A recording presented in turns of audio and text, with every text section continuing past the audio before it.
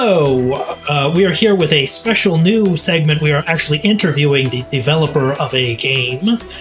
This is Eric.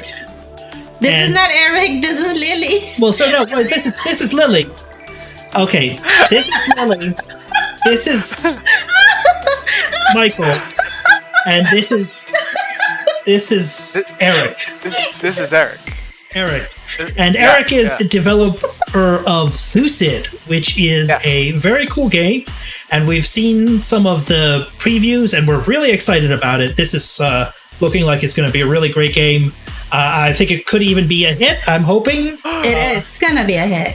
They've been doing a Kickstarter, and they've been doing a lot of stuff. And so you want to do the first question? Of course. First, elevator pitch. Oh, yeah. Oops. What makes Lucid special? What is it different from other games? Ooh, hit me with the good ones right off the bat. Yeah. We figure if someone's only going to see one question, this is the question they got to see. This should be it. All right. Well, first of all, thank you for having me, guys. And to elevator pitch Lucid. I've been calling it the world's first Celesteoidvania, which is a fancy way of saying it's a Metroidvania with a very unique mobility traversal option.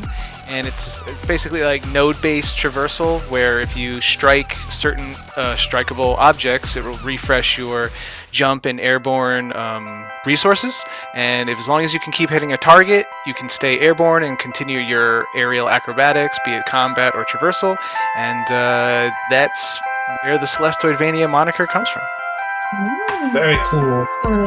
I'm a big fan of twists to different like combining different kinds of gameplay.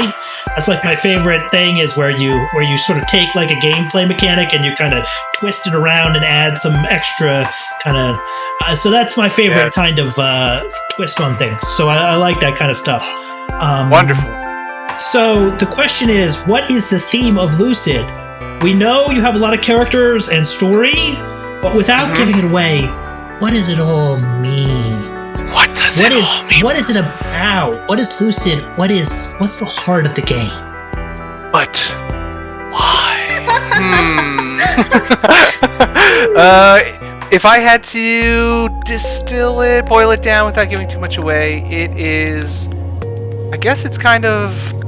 So I've been describing the tone of Lucid as optimistic melancholy. I get it from games like Majora's Mask, movies like Princess Mononoke, where there's this air of optimism and hopefulness, but it's like in this malaise of like bittersweetness, and like there's always two sides to every story. There's a lot more spectrum of gray than there is black and white, and that right there is kind of Lucid, where it's everything. There's a spectrum of gray, and there is no black and white. I'm going to be giving grace to characters that, even in the current marketing, where you're like, oh, they're the bad guys, and you're like, well, I don't know.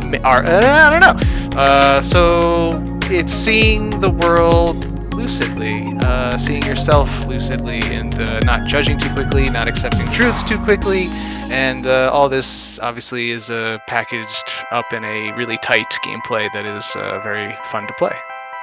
Nice. Very cool. Like lucid dreams. Yeah. When I heard lucid, like lucid dreams, when you react when you're in a dream, and you know you're dreaming, and I'm the boss here. Like, exactly. Yes. So that's when I think of a lucid dream, I think of like being able to control a dream and being like you can actually change things that are going around, and you sort of say, oh, well, I've actually had lucid dreams where I try and convince the people in my dreams that it's a dream. I'll be like, you're in a dream. This is my dream. You're a character. You're an NPC in my game. It's like, no. Exactly. Exactly. Yeah. Yeah, good. Okay. This is a spoiler, but does the game turn out to be I'm talking about all be a dream, like the famous Super Mario 2? I feel like I can answer this confidently. Okay. Yeah. Okay. No, that is. There's always. I mean, as a designer, there's always a time and a place for everything can make sense. But in my personal opinion, almost every time that happens, I'm like, oh, man. Right, exactly. That's That's what I just wanted to make sure that we weren't going to get broadsided with this, and then it was all a dream. No. Yeah, I remember I was playing. It was like, this is a deep cut. Mickey and the Magical Mirror or something. I forget. Mickey's Magical Mystical Quest on Super Nintendo, and I played it. I loved it. And I was a little kid. I'm like, oh, I did it. I defeated the game. And then I woke up and I was like, this is bullshit. This is absolute bullshit. And I never played it again. I was so upset. Like, how dare this be? Yeah, it's kind of, you feel cheated. You feel like, well, this didn't matter, right? Yeah. Oh, so you're telling me all this didn't matter? Exactly. Yeah. Cool. Right. Yeah. Okay, so you guys have 150% funded Kickstarter. I know you're doing some stretch goals, but congratulations. Thank you. This makes you an expert on Kickstarter because not everybody can do that. So how does Kickstarter promotion work for some of the game developers out there who might be watching this? Does Kickstarter feature you? Do you have to do a lot of tweeting? How did you kind of get a successful Kickstarter to land? Oh man, I wish this was like you do X, you do Y, and you do Z, and bada bing, bada boom, you got a Kickstarter. I really wish it was that easy. It's a lot of cogs that kind of, and a lot of like streams that feed into each other. But in an attempt to answer your question, I would say that first and foremost, I accidentally created a community of good friends and people that like Lucid and that can put up with me, and it's a really great, supportive, artistic. It was an awesome Discord community, and it started on Instagram. But form your community. I don't know how it happened. It just kind of was like, people liked what I was doing. We talked about things that we both liked. Then they hung around, and I just kept showing up with content and did a few streams, and everyone just kind of congealed, and more showed up. That was a big one, and I guess the second one is just aside from, I'll get to the actual marketing stuff, but also be kind. Just be kind. I don't understand why it's so hard for some people. Just treat everyone how you'd wish you'd like to be treated, and it's miraculous when you're nice to people. They're usually nice back to you. Magic, exactly. That's a weird concept that I don't understand, but I'm trying to learn it. Keep up with me, guys. Okay. If you are nice, people get nice. Yeah, it's so weird. So please, just be kind, and that'll go a long way in my experience. And then for more of like the nitty gritty answer, I'm actually kind of in. I ended up doing Facebook ads. I pulled a few Facebook ads. They did okay. They did all right. But then I'm thinking about shifting to Google, because I've been told that Google Ads might actually be more optimal. I will let you know at the end of the Kickstarter. But up until and during half the Kickstarter, it's been Facebook ads. But no, for Kickstarter, no Kickstarter ads, no Twitter ads, just Facebook ads. I didn't know you could do it. So Kickstarter has its own advertisements that you can do? I wasn't even aware of that. I didn't either. I thought I maybe misunderstood. I thought you had asked Kickstarter ads, and I was like, oh, I didn't know you could do that. But no, I didn't. I was asking about. So that's the next question. Is besides like just directly promoting on Kickstarter, I mean, you obviously do Facebook ads. Is there any other marketing you said Google ads? Is there any other? Oh yeah. Yeah. No official ads. I actually did a lot of guerrilla. I guess you could call it guerrilla marketing. Cool. I'm on every. I think I'm on every major Twitter, Facebook, Instagram, LinkedIn recently, Pinterest, Tumblr, TikTok, Threads, everywhere. Oh, wow, Threads! You're on top of things, because that just started. How long ago? That's all brand new. Pretty brand new, and it's already feeling like a desert wasteland. But yeah. I do it because like you said, all the cool kids are doing it, so I'm doing it and follow the trend. Gotta follow the trends, and so I just I post everywhere there, and I reached out and asked friends if they were like, hey, I got a Kickstarter coming up. Is it okay? Would you be okay with no hard feeling? It's all good, but it's happening. And because when you tweet, it doesn't reach everybody, and you have all these friends, and like they friended you for a reason, and it's like, hey, this is a thing that you liked, and if you still like it, that'd be awesome. If you want to share it, and if not, it's like no hard feelings. It's all good, baby, all gravy. But yeah, I just kind of guerrilla marketed, reached out, asked people. Yeah, so I thought that was cool.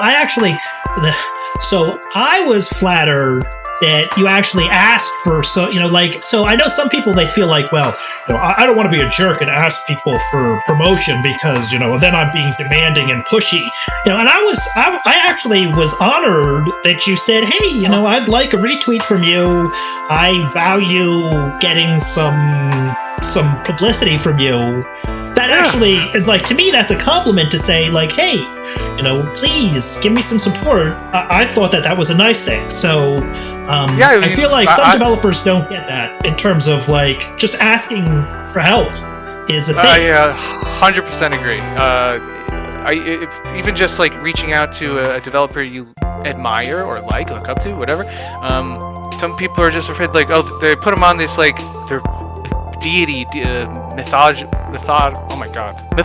status, and they're people, and it's what got me into game dev. I reached out to a dev who was making a game that was beautiful, and I was like, I didn't know if one person could do this, and I reached out, and it turns out the demo I played was what would become Iconoclast. I'm not sure if you've heard of the game Iconoclast. Oh yeah, that was a big giant project, like, so good. I reached out like way back in 2012 or something, and just they responded, and they put me on the path. They pointed me into like Construct or Game Maker, pixel art stuff, and gave me a little bit of a nudge, and I just emailed them, and it's like, don't be afraid to just reach out. Like, we're all people, and I'm a big proponent of rising tides lift all ships, and so like it's been rare. I'm sure there are people out there that are very like, fuck that guy, but most people I've interacted with are very like supportive and helpful, and I guess the part of the deal is you have to do it back. You have to be supportive and helpful back. That's part of the social deal, the communion that we all make. So I don't know. At least that's what I believe. Now we've got to be like human beings. Oh my goodness. I know. Yeah, there's actually some like mushy, watery, meaty thing behind the screen. It's very bizarre. Yeah, it's hard work. It's practically 80% hard work. Yeah. So, do you have any publisher or parties that invested in your game? Yes, I actually got reached out by a publisher by the name of Apogee. It took them, they reached out a bunch of times, and I thought it was spam, so I just kept ignoring it.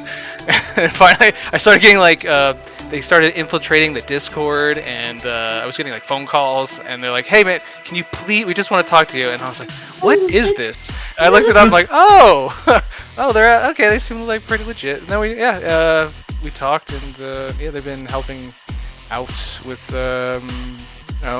some muscle getting it done. But it's it's been interesting because I've been a solo dev for so long. Having some like just any sort of support system in your corner was like wind in your sails for a significant bit. Oh yeah, working just entirely alone is just a drag. I mean, even if you just have someone who's supportive in your life, that can be a big deal. Yes. But also, oh my god, having people on your team. Like I've spent years just like sitting alone in my apartment. It's like, this is the saddest. I'll get some sad violin music for this. I've worked alone for so long. Okay, Michael, this is not about you. Come on. It's not about me. It's not. Okay. But no, it's. I guess this is more just in terms of if other developers are watching this. I don't recommend that. So it's good that you've got a support network and you've got other people. So that was the next question was how many people do you have on your team? What people are you involved? Like, what do you pay them up front? Do they get a percentage of the royalties? Is it? Whew. Yeah, sure. Like how did you get people to work with you? I'm curious about that. Yeah, the first, I would say my first partner is my fiance. She's been the biggest. This whole entire project is built on her shoulders. She was the reason why I even started all this. I used to be an architect.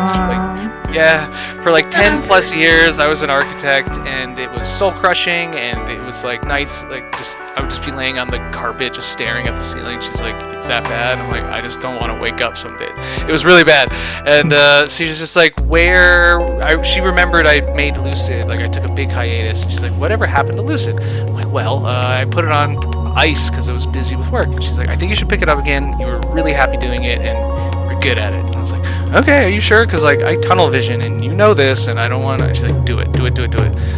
So yeah, she was the catalyst of all this. She's also making the music. She's part of one of the many.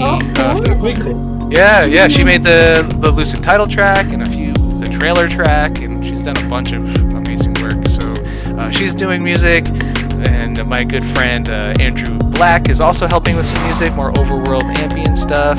We got David Wise of Donkey Kong Country fame helping out with a few tracks, or I should say a track, and hopefully a few tracks if the Kickstarter reaches the stretch goal. But this is not directly answering your question. How I got people, or who was doing what. So, like I said, we have some musicians. At first, I was making my own music, but then I was like, there are people who can do it faster and better, and I can focus on the game proper. So then it started to, I started to divvy it up. But I kind of, as I said, I came from architecture, and it was oil and water. I did not get along with the clientele there, so it was very important to me to not only respect and admire the artist's work, but to get along with them, and they just be like cool and easy to talk to. So that I became friends. I felt like it was like dating. I want to be friends before we get into a relationship. But yeah, all my people that I've ever collaborated with, it's usually like a friendship first, and then be like, "Hey, would you be interested in helping out in this aspect, or being an outside contractor for something like this?" And so far it's been usually really receptive and very like, "Oh my god, yes, I'm so excited, yes please." And I'm like, oh that's awesome. I don't. So let me just one quick follow up. So are you doing both the art and the code, or do you have someone you're doing both art and code? I'm doing I would say art and code. I have it's very a lot. Impressive. Because it's very rare that someone is both capable of getting the technical end and also, because the art style in your game is lovely. We've seen the video, and we've seen, those bosses look it looks great. So I'm impressed that you're doing all the code and the art. Whoa. Thank you very much. Well, I'm doing a big bulk of the code. I did run into a very talented programmer, engineer, and he's been helping out with my ED stuff that like I put it to him like, I could do this. It would take me 3 to 4 or 5 times as long, and would probably be held together with duct tape and glue and popsicle sticks. Would you be down to tackle the like big foundational, these things cannot break? And he's like, yes. So he's been helping with big things like that. But I don't want to discredit the amount of work he's doing. He's doing amazing. He's super helpful. But where it comes to like the bits and game designy programming things, I take those on for sure. Everyone, today did you have a big team that's supporting you that well? I'm glad. Yeah, I'm very happy. When I first started, it was very important to me to be like a solo dev, 100%. It's all me. This is my piece of art, and I wear it on my sleeve, and it's all mine. But the further I go, doing it with friends and like having support and help is just it's just nicer. It's more fun. I've more time to bounce ideas off of, and I get to talk to people. Talking to people's fun. I was usually just like in my room in the corner, like a little gremlin typing away, and the door would creak open. She's like, "You hungry?" You're like, "Okay." But, yeah, those days are long gone. Okay, let me continue with the other question. Thank you. Sure. Okay, do you have a favorite character in your game? Who's your favorite character? The Ooh. best. Like the whoa, he's a king. Or she's a king. Man! Oh, that's so hard. If you have to choose one. Okay. I have one that's my favorite, and then I have a close second. Okay. My favorite is probably gotta be my boy Owen. I just love the main character. I love him. He's my little Bobby boy. I love him. He's like he's all like the good bits of me that I would like to always be. So I look up to Owen, and then the close second would be probably press secretary Talon. She would start off as just a sketch, and then an artist like took her and then made her awesome, and I was like, oh my god, she's badass. And so yeah, she's my very own favorite press secretary. She looks like psychologically there. I think Owen is your alter ego. And the second one obviously is your fiance, the badass one. Yeah, she's badass, I don't tell you.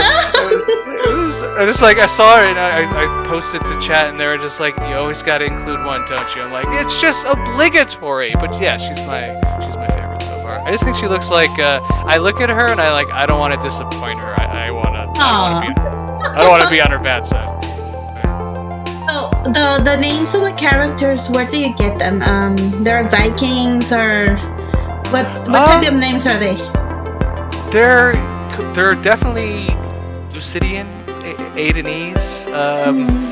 I make them up, but it's very so I look at the character and then I kind of get a vibe, and then there's like words and feelings, and then I kind of say them, write them out, and then what I feel like they are, I then look for I don't know, Latin base words or other languages that have the similar sounds, and then if I can find something that falls into thematically making sense, I kind of run with that, maybe drop some vowels. So yeah, it's a lot of push and pull and taking from a lot of different places, but they're pretty made up. Every now and then I accidentally land on a name like somewhere else, like Troika. Troika is the big red dragon. Turns out Troika is Russian for, I think it's try or trident or maybe just three. It's Russian for something, but even though it's Russian, it still thematically made sense. Like three, and there's three deities, and I was just like, we're keeping it, hooray! It's so cool that it has the meaning of the name has to do a lot with the character personality. Oh, big time. Yeah. Oh, yes. Everything. I try to have every bit of design, like not just do one thing. It's pulling at least double duty. If it's not telling a story, if it's not telling personality, if it's not telling like its background in some way, or if like this name matches another character's name a bit, it like alludes that maybe they're related. So there's a lot of layers. No, thank you. Do you have any other question about his graphics, characters, or game?